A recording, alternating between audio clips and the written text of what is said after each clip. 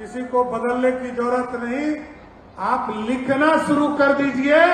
ये नगर अजगैबी नाथ नगर है, इसको लिखना शुरू कर दीजिए।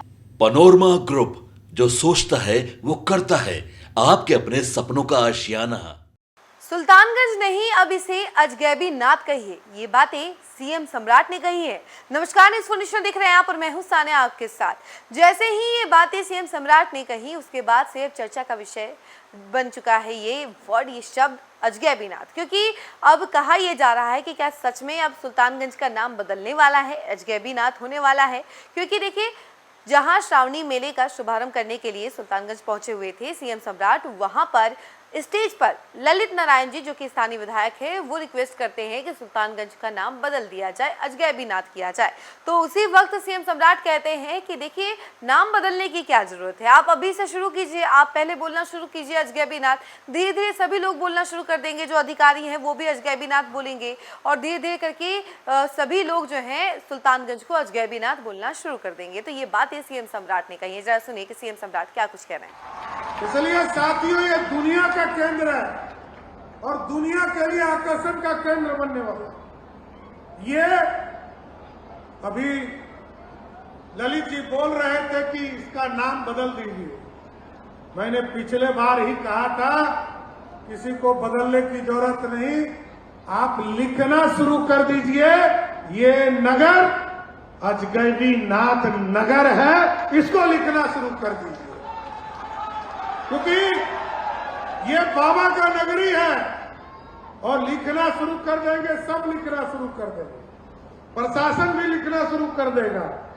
इसलिए साथियों, मैं आग्रह करूंगा, ये सुल्तानगंज अजगैबी नाथ, हम लोग अब जो एयरपोर्ट बना रहे हैं साथी, आपको जानकर आश्चर्य होगा, पटना जाते होंगे, एक रनवे वाला एयरपोर्ट देखते होंगे। आप पूर्णिया जाते होंगे, एक रनवे वाला एयरपोर्ट देखते होंगे। देवगढ़ जाते हैं, एक एयरपोर्ट में एक रनवे।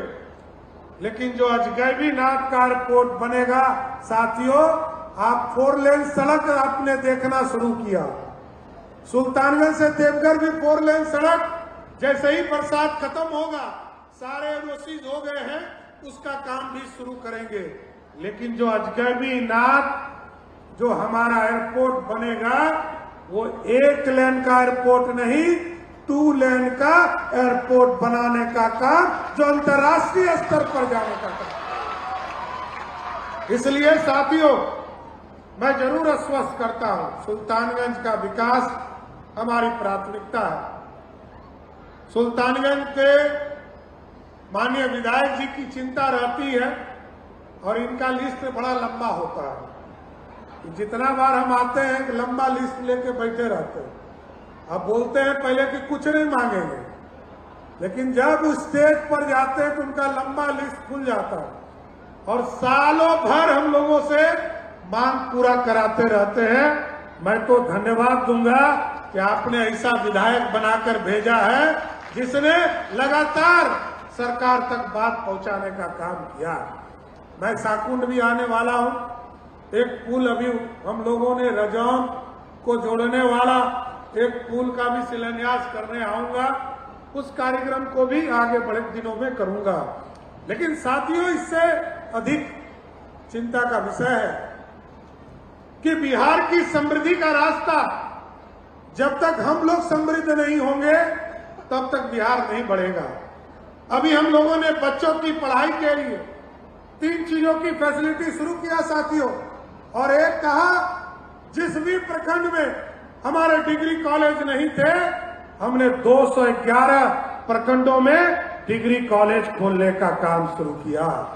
और इसके साथ साथ हमारे जो बच्चे हैं, उनको पढ़ने के लिए या तो तैयारी करने के लिए, नीट की तैयारी, जेई की तैयारी, सब करने के लिए उनको अच्छे इंस्टीट्यूट में जाना पड़ता था।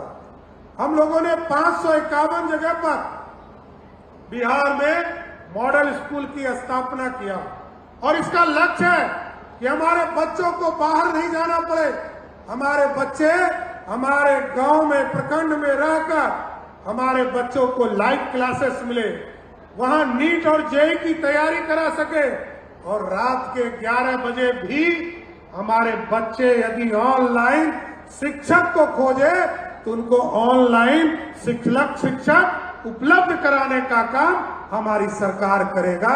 इतना जरूर आश्वस्त करना चाहते हैं सर। और हमारा लक्ष्य है, क्योंकि आदरणीय नीतीश कुमार जी ने, आदरणीय प्रधानमंत्री नरेंद्र मोदी जी ने इस विकसित भारत की कल्पना, कई सड़कें बनाने का काम किया, रेलवे के ट्रैक का काम चल रहा, दोहरीकरण तिहरीकरण का काम चल रहा। अब तो यहां से सुल्तानगंज से देवघर के लिए भी एक अलग अलाइनमेंट जो तारापुर होकर असरगंज होकर उस पर भी काम शुरू हो रहा है, और इसकी भी प्रक्रिया आगे बढ़ गई। लेकिन साथियों, आप जानिए, ये पूरी तरह इंडस्ट्रियल कॉरिडोर बनाना है। ये बिहार का अपने आप में अनोखा इलाका है साथ। गंगा के उस पार मक्का और केले की खेती होती है, इधर धान और चावल उत्पादन होते हैं हमारे इलाके में साथियों।